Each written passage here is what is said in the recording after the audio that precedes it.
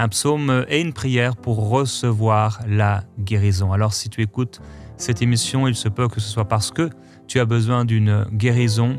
Et la présence du Seigneur est là disponible pour te guérir. Quelle grâce, quel privilège de voir que le Seigneur est capable de guérir, même là, à travers une caméra, à travers les médias, quelle que soit la distance et même le moment où tu écoutes cette vidéo, la puissance du Seigneur est là pour intervenir dans ta vie et t'amener à une complète guérison. Comme on a lu beaucoup de témoignages lundi dernier de personnes qui avaient été guéries à travers cette émission Prière inspirée où nous avons prié contre 150 maladies, tant de témoignages sans avoir besoin de toucher les gens parce que c'est Jésus qui te touche là où tu es. Alors, est-ce que tu es prêt?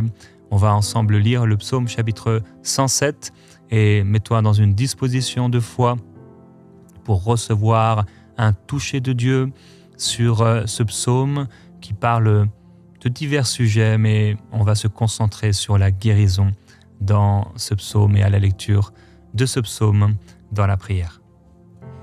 Louez l'Éternel, car il est bon, car sa miséricorde durera toujours. Qu'ainsi disent les rachetés de l'Éternel, ceux qu'il a délivrés de la main de l'ennemi, et qu'il a rassemblés de tous les pays, de l'Orient et de l'Occident, du nord et de la mer.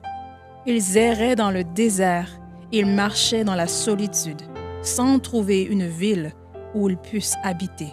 Ils souffraient de la faim et de la soif. Leur âme était languissante. Dans leur détresse, ils crièrent à l'Éternel, et il les délivra de leurs angoisses.